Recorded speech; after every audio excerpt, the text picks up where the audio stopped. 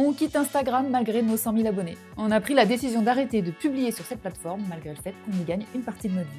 On vous en explique ici les raisons et on vous dit ce que le compte va devenir. Premièrement, la politique de Meta est en train de modifier les politiques de modération des contenus et commentaires. Donc Instagram et Facebook vont devenir des plateformes où tout peut être dit sans aucune modération de l'entreprise, donc racisme, homophobie, validisme, grossophobie, psychophobie, ce sera encore pire qu'aujourd'hui. Amener des gens à utiliser un outil qui ne va pas prendre soin d'eux, ça nous va pas.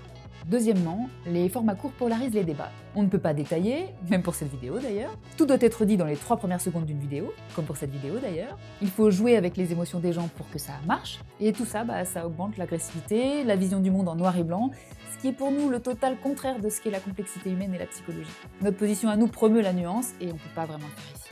Troisièmement, les formats courts accentuent aussi les problèmes de santé mentale selon des études que vous trouvez sur PubMed. On a vu des papiers effrayants sur le sujet franchement. Car on switch hyper rapidement, on passe d'un contenu à l'autre sans logique avec de grosses variations émotionnelles et ça augmente vraiment le stress, la dévalorisation, les pensées stéréotypées et ça pose de gros problèmes d'attention à long terme.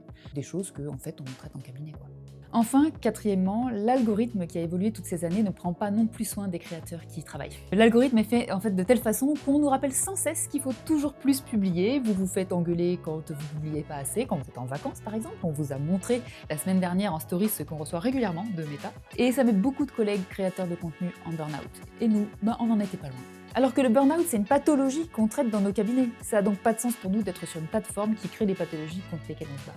Il y a aussi quelques autres raisons plus personnelles qui sont liées à mon TDAH et l'impact que ces plateformes ont dessus. Mais on vous en parlera plus longuement dans une vidéo YouTube prochainement parce que là, c'est trop long pour Instagram. Donc voilà, c'est le dernier Reels que vous verrez de nous tant que les politiques de contenu d'Instagram et Facebook ne prendront pas plus soin de vous et des créateurs. Pour le moment, le compte va rester là, il va végéter, et on va supprimer les contenus au fur et à mesure qu'on les réutilise ailleurs pour plus les détailler et les nuancer.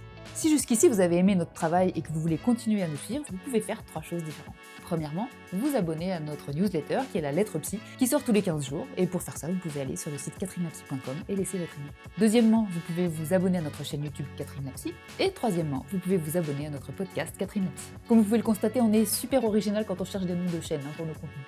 Et vous allez voir que vous allez apprendre bien plus de choses avec ces formats longs, beaucoup plus riches en contenu.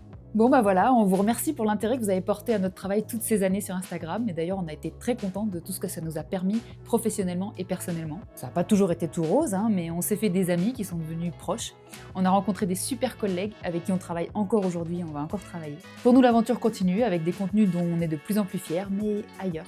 Alors on vous souhaite une très bonne continuation et on espère vous retrouver très bientôt sur Catherine Lapsy.